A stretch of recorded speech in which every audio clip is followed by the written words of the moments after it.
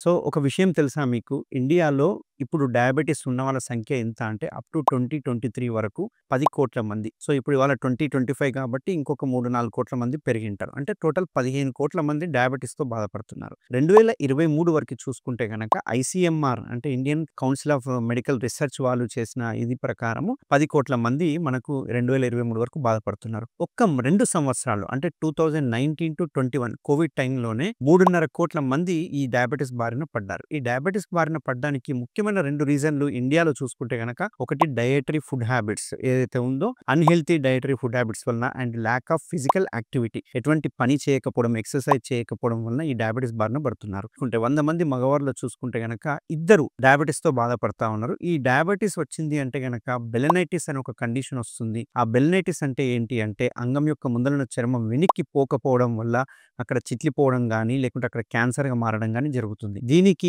శాశ్వత పరిష్కారం అనుకుంటే గనక కేఎస్ఆర్ స్టాప్లర్ సర్కంసిషన్ అనే సర్జరీ చేయించుకుంటే గనక అది శాశ్వత పరిష్కారంగా మనం భావించొచ్చు. ఎటువంటి పెయిన్ గానీ, బ్లడ్ గానీ, లేకపోతే స్వెల్లింగ్ గానీ ఉండదు. ఇమ్మీడియేట్‌గా డిశ్చార్జ్ అవ్వచ్చు.